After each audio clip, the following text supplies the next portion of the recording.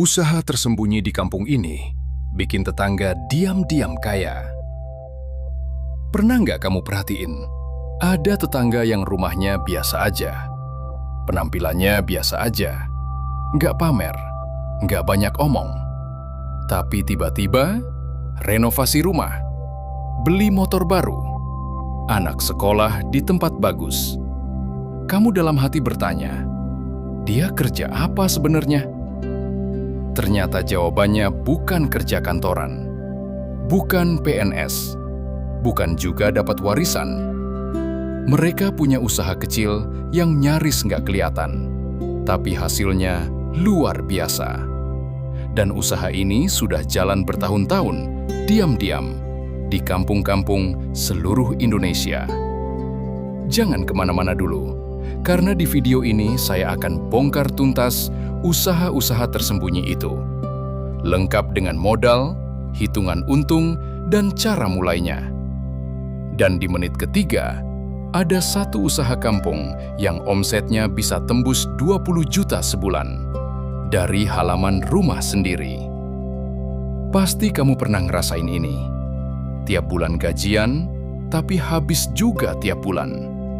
Pengeluaran terus naik. Gaji nggak naik-naik. Dan setiap kali kepikiran mau usaha, selalu ada suara di kepala yang bilang, modal dari mana? Emang laku? Nanti gagal gimana? Akhirnya, nggak jadi-jadi. Padahal di sekitar kamu, ada orang-orang yang diam-diam udah jalan duluan.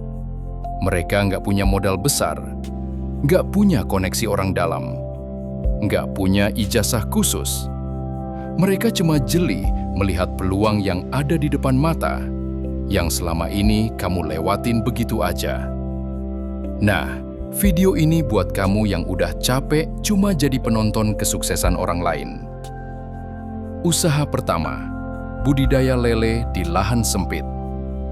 Ini usaha yang paling banyak diam-diam jalan di kampung, tapi jarang diekspos. Kenapa lele? Karena lele itu permintaannya tidak pernah turun. Warung pecel lele ada di setiap sudut kota. Siklus panen cepat, hanya 2-3 bulan. Bisa dibudidaya di lahan sekecil 2x3 meter pakai terpal. Modal awal untuk satu kolam terpal ukuran 2x3 meter. Terpal dan rangka 300-400 ribu. Bibit lele 1000 ekor. 150-200 ribu. Pakan selama 3 bulan, 400-500 ribu. Total modal, sekitar 900 ribu sampai 1,1 juta. Hasil panen dari 1000 bibit, rata-rata survive 700-800 ekor. Berat panen per ekor sekitar 100-150 gram. Total panen sekitar 80-120 kg. Harga jual ke pengepul 18-22 ribu per kilogram. Ke warung atau langsung konsumen bisa 25-30 ribu per kilogram. Ambil angka tengah, 100 kg kali 20 ribu sama dengan 2 juta per panen. Dengan modal 1 juta, untung bersih sekitar 1 juta per 3 bulan dari satu kolam.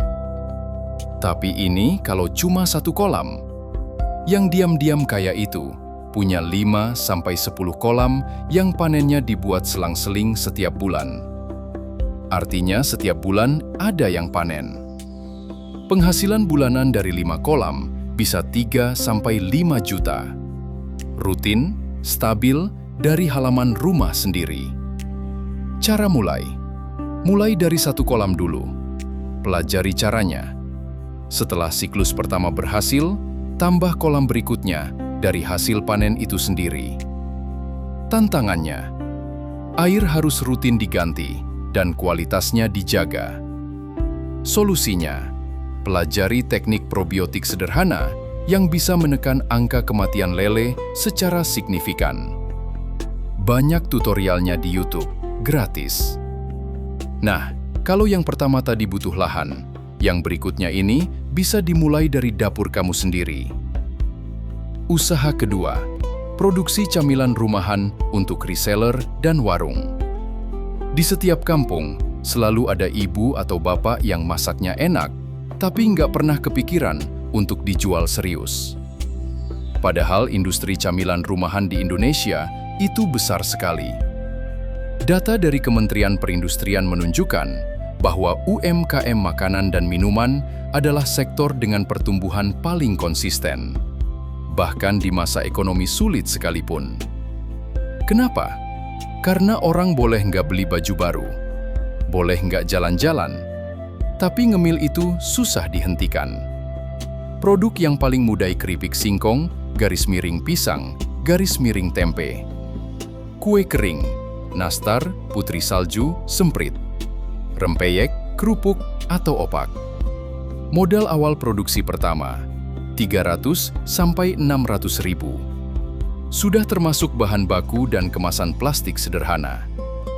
Sistem jualnya bukan eceran satu-satu, tapi sistem titip jual ke warung, minimarket lokal, dan reseller. Ambil contoh sederhana. Harga jual per pack 250 gram, 10 sampai 15 ribu. Titip ke 20 warung, masing-masing ambil 10 pack per minggu. Total terjual 200 pack per minggu. Omset 2 juta per minggu atau 8 juta sebulan. Profit margin camilan rumahan rata-rata 40 sampai 55%. Bersih 3,2 sampai 4,4 juta sebulan.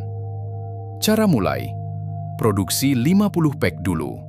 Foto yang bagus. Titipkan ke 3 sampai 5 warung terdekat. Minus feedback, perbaiki, baru scale up. Tantangannya adalah konsistensi rasa dan kemasan yang menarik. Solusinya, investasi di stiker label yang profesional. Harga cetak stiker 100 lembar cuma 30 sampai 50 ribu. Tapi efeknya ke persepsi kualitas produk luar biasa. Kalau kamu masih nonton sampai sini, berarti kamu serius. Dan yang berikutnya ini, yang paling banyak orang nggak kepikiran sama sekali. Mau tahu usaha selanjutnya?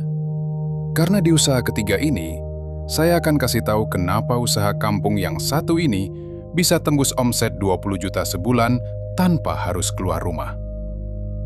Usaha nomor 3, pembibitan dan penjualan tanaman hias atau tanaman produktif. Ini yang paling underrated, tapi potensinya luar biasa. Tren tanaman hias di Indonesia meledak sejak 2020, dan sampai sekarang tidak pernah benar-benar turun. Justru berkembang ke segmen baru, tanaman herbal, tanaman buah mini, dan tanaman produktif untuk urban farming. Yang dijual bukan tanaman dewasa, tapi bibit dan anakan, yang justru margin keuntungannya jauh lebih besar. Logikanya sederhana. Satu tanaman induk bisa menghasilkan puluhan hingga ratusan anakan per tahun. Modal awal beli tanaman induk 50 sampai 200 ribu per jenis. Anakan dijual 5 sampai 50 ribu per pot tergantung jenis. Contoh nyata yang sudah banyak terjadi di kampung-kampung Jawa dan Sumatera. Seorang ibu rumah tangga di Malang mulai dengan 10 jenis tanaman hias.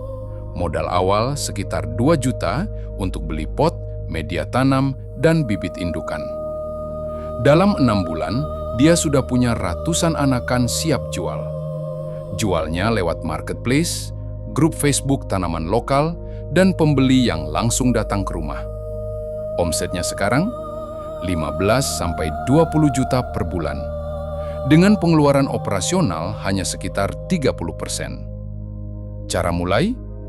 Pilih 3-5 jenis tanaman yang sedang banyak dicari di marketplace lokal kamu. Cek di Tokopedia atau Shopee, lihat yang paling banyak terjual. Mulai dari sana.